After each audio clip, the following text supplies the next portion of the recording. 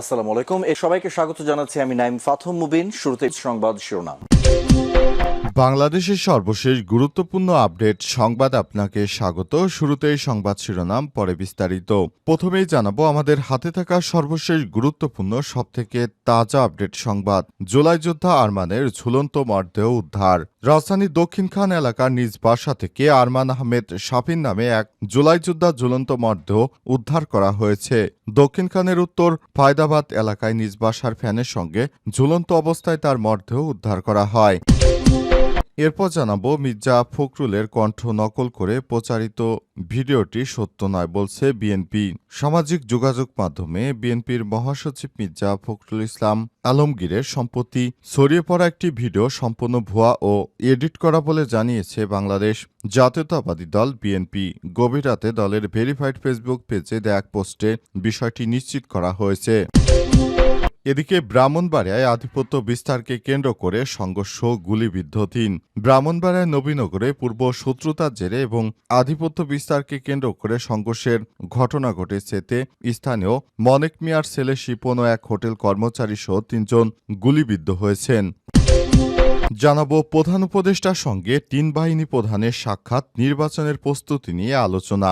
আগামী ফেব্রুয়ারির প্রথমার্ধে অনুষ্ঠিত ত্রয়োদশ জাতীয় সংসদ নির্বাচন যেন নিশ্চিত নিরাপত্তা বজায় থাকে এবং নির্বাচন যেন শান্তিপূর্ণ পরিবেশে হয় সে বিষয়ে সব ধরনের প্রস্তুতি নিতে ৩ বাহিনী প্রধানকে প্রয়োজনীয় নির্দেশনা দিয়েছেন প্রধান উপদেষ্টা অধ্যাপক ড.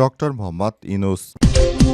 এবং সর্বশেষ জানাবো এয়ারপোর্টে বিপুল ইয়াবাসহ বিমান যাত্রী গ্রেপ্তার। হজরত শাহজালাল আন্তর্জাতিক বিমানবন্দরে ৬,৩৭৮ পিস ইয়াবাসহ মোহাম্মদ পান্নু হাওলাদার ৩০ নামের এক বিমান যাত্রী গ্রেপ্তার হয়েছে বলে airport armed police battalion operation commander Mohammad Mozammel Haque এই তথ্য নিশ্চিত করেন। গ্রেপ্তার পান্নু হাওলাদার বিমানযাত্রী বেশে পাকস্থলীতে ইয়াবা পরিবহন করছিলেন। তার গ্রামের বাড়ি বরগুনার আমতলী উপজেলায়। প্রিয় দর্শক, এতক্ষণ শুনছিলেন সংবাদ শিরোনাম, এবারে বিস্তারিত।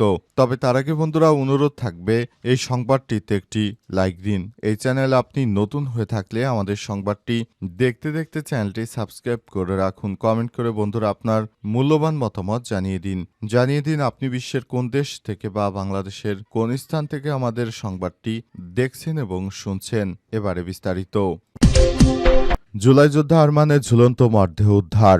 রাজধানী দক্ষিণখান এলাকা থেকে নিজ বাসা থেকে আরমান আহমেদ শাফিন নামে এক জুলাই যোদ্ধার ঝুলন্ত মরদেহ উদ্ধার করা হয়েছে। শনিবার দুপুরের দিকে দক্ষিণখানের উত্তর ফায়দাবাদ এলাকায় নিজ বাসা থেকে ফ্যানের সঙ্গে ঝুলন্ত অবস্থায় তার মরদেহ উদ্ধার করা হয়। আরমান আহমেদ শাফিন জুলাই যোদ্ধা সংসদের সাবেক আহ্বায়ক ও জুলাই আন্দোলনে আহত যোদ্ধা ছিলেন বলে জানা গেছে। ময়নাতদন্তের জন্য তার মরদেহ সোহরাওয়ার্দী মেডিকেল কলেজ হাসপাতালে পাঠানো হয়েছে। পুলিশ ও স্থানীয় সূত্র থেকে জানা গেছে নিজ বাসার একটি কক্ষ থেকে তার ঝুলন্ত মরদেহ উদ্ধার করা হয়েছে। পুলিশ ও স্থানীয় সূত্র থেকে জানা গেছে তিনি নিজের বাসায় ছিলেন, সেখান থেকে লাশটি উদ্ধার করা হয়েছে। ওই কক্ষটি ভেতর থেকে বন্ধ করা ছিল। দীর্ঘ সময় ধরে ডাকাডাকি করেও কোনো সাড়া শব্দ না পেয়ে পরিবারের সদস্যরা থানায় খবর দেন। এক পর্যায়ে খবর পেয়ে পুলিশ এসে তার ঝুলন্ত মরদেহ উদ্ধার করে। মরদেহ উদ্ধারের বিষয়টি নিশ্চিত করে দক্ষিণ খান থানার ভারপ্রাপ্ত কর্মকর্তা ওসি তাইফুর রহমান মির্জা গণমাধ্যমকে জানিয়েছেন দক্ষিণ খানের ওই বাসায় বাবা মা এবং স্ত্রীর সঙ্গে থাকতেন আরমান আহমেদ শাফিন। দুপুরের দিকে খবর পেয়ে বাসায় একটি কক্ষের ভেতরে ফ্যানের সঙ্গে ঝুলতে থাকা অবস্থায় তার মরদেহ উদ্ধার করা হয়। পরে ময়নাতদন্তের জন্য মরদেহ মর্গে পাঠানো হয়েছে। পারিবারিক কলহের কারণে এই ঘটনা ঘটেছে বলে প্রাথমিকভাবে ধারণা করছে পুলিশ। এই ঘটনার পরই এলাকায় শোকের ছায়া নেমে এসেছে। বিএনপির মহাসচিব মির্জা ফখরুলের কণ্ঠ নকল করে প্রচারিত ভিডিওটি সত্য নয় বলছে বিএনপি। সামাজিক যোগাযোগ মাধ্যমে বিএনপির মহাসচিব মির্জা ফখরুল ইসলাম আলমগীরের সম্প্রতি ছড়িয়ে পড়া একটি ভিডিও সম্পূর্ণ ভুয়া এবং এডিট করা হয়েছে বলে জানিয়েছে বাংলাদেশ জাতীয়তাবাদী দল বিএনপি। শনিবার গভীর রাতে দলের ভেরিফাইড ফেসবুকে পেজে দেয়া এক বিবৃতিতে এই তথ্য নিশ্চিত করা হয়েছে। বিবৃতিতে বলা হয়েছে কিছু কুচক্রী মহল পুরনো প্রেস কনফারেন্সের ছবি ছবি ও বক্তব্য এডিট করে কিংবা আধুনিক প্রযুক্তি ব্যবহার করে বিএনপির মহাসচিব মির্জা ফখরুল ইসলাম আলমগীরের কণ্ঠ নকল করে একটি অসত্য ভিডিও প্রচার করেছে, যেখানে তাকে ত্রয়োদশ জাতীয় সংসদ নির্বাচনে এমপি প্রার্থীদের তালিকা ঘোষণা করতে দেখা যায়। বিএনপি বলছে এই ধরনের কোনো কর্মকাণ্ড বিএনপির মহাসচিব করেনি। এটি সম্পূর্ণই অসত্য একটি বিষয়, সম্পূর্ণরূপে বানোয়াট এবং ভিত্তিহীন। জনমনে বিভ্রান্তি সৃষ্টি করার উদ্দেশ্যেই মহাসচিবের নাম ও ছবি ব্যবহার করে এই ধরনের ভিডিও এডিট করে তারপর বানানো হয়েছে। বিএনপির পক্ষ থেকে বারবার বলা হচ্ছে এই ধরনের কোনো কর্মকাণ্ডই তারা পরিচালিত করেনি। এসব কর্মকাণ্ডগুলো খুবই হতাশাজনক বলে জানানো হয়েছে। অন্তর্বর্তীকালীন সরকারের প্রধান উপদেষ্টা প্রফেসর ডক্টর মোহাম্মদ ইউনূসের সরকার ইতিমধ্যেই বিষয়গুলো খুবই গুরুত্ব সহকারে লক্ষ্য করেছেন। তিনি জানিয়েছেন এই ধরনের ঘটনা কোনোভাবেই কাম্য নয়। ব্রাহ্মণবাড়িয়া আধিপত্য বিস্তারকে কেন্দ্র করে সংঘর্ষ ও গুলিবিদ্ধ ৩। ব্রাহ্মণবাড়িয়ার নবীনগরে পূর্ব শত্রুতার জেরে আধিপত্য বিস্তারকে কেন্দ্র করে ব্যাপক সংঘর্ষের ঘটনা ঘটেছে। এতে স্থানীয় মনেক মিয়া ছেলে শিপন ও এক হোটেল কর্মচারী ৩ জন গুলিবিদ্ধ হয়েছেন। শনিবার রাতে উপজেলার বরিকান্দি ইউনিয়নের গনি শাহ মাজারের পাশে একটি হোটেলে এই ঘটনা ঘটে। আহতরা হলেন বরিকান্দি ইউনিয়নের নূরজাহানপুর গ্রামের মনেক মিয়া ছেলে শিপন মিয়া, আলমগীর গ্রামের আলমনগর গ্রামের শরীফুল ইসলামের ছেলে ইয়াসিন ও চরপালং গ্রামের রশিদ মিয়া ছেলে নূর আলম। পুলিশ ও স্থানীয় সূত্র থেকে জানা গেছে, দীর্ঘদিন ধরে নূরজাহানপুর গ্রামের মনেক মিয়া ছেলে শিপনের সঙ্গে বিভিন্ন বিষয় নিয়ে আধিপত্য বিস্তার থেকে থোল্লাকান্দি গ্রামের রিফাত বাহিনীর সঙ্গে পূর্ব শত্রুতা চলে আসছিল। এরই জেরে রাতে শিপন বরিকান্দি গনিশার মাজারের পাশে একটি হোটেলে খাওয়া দাওয়া করতে গেলে রিফাত গুলি চালায়। এ সময় শিপন ও হোটেলের এক কর্মচারী সহ ৩ জন গুলিবিদ্ধ হয়। পরে স্থানীয়রা তাদের উদ্ধার করে উন্নত চিকিৎসার জন্য ঢাকায় প্রেরণ করেছে। এই ঘটনায় এলাকা জুড়ে আতঙ্ক বিরাজ করছে।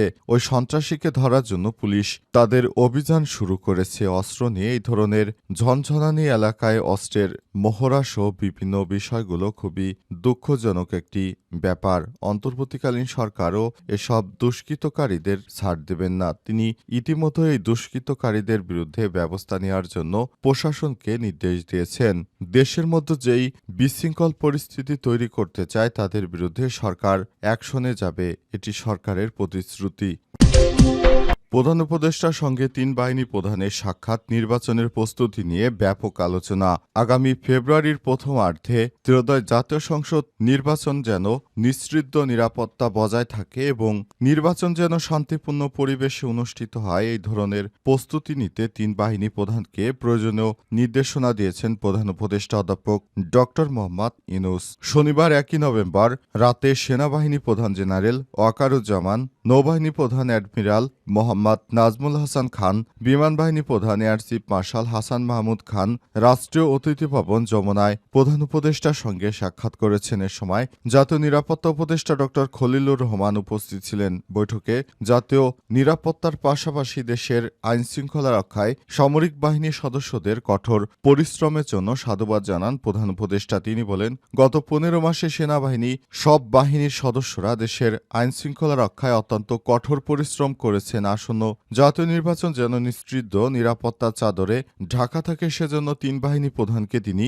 প্রয়োজনীয় নির্দেশনা দিয়েছেন প্রধান উপদেষ্টা। প্রধান উপদেষ্টা বলেন, ফেব্রুয়ারি প্রথমার্ধে অনুষ্ঠিত নির্বাচন অবাধ, সুষ্ঠু ও নিরপেক্ষ করার জন্য আপনারাই আমার ভরসা, আপনারা রয়েছেন, সুতরাং আপনারাই সবকিছু দেখভাল করবেন। আপনাদের উপর আমি দায়িত্ব ছেড়ে দিলাম। নির্বাচন যেন ইতিহাসের সবথেকে সুষ্ঠু ও সুন্দর নির্বাচন হয়। নির্বাচনে যেন কোনো ধরনের বিশৃঙ্খল পরিস্থিতি তৈরি না হয়, সেজন্য আপনারা সর্বোচ্চ প্রচেষ্টা ও সচেষ্ট থাকবেন বলে আশাবাদ ব্যক্ত করেছেন প্রধান উপদেষ্টা অধ্যাপক ডক্টর মোহাম্মদ ইউনূস। তিনি ৩ বাহিনী প্রধানকে তার সঙ্গে সাক্ষাৎকার করার জন্য ধন্যবাদ জানিয়েছেন। পাশাপাশি সবাইকে যার যার জায়গা থেকে নেতৃত্ব দেওয়ার জন্য তাদের সাফল্যমণ্ডিত ভবিষ্যৎ কামনা করেছেন প্রধান উপদেষ্টা। প্রধান উপদেষ্টাকেও ৩ বাহিনী প্রধান ধন্যবাদ জানিয়েছেন।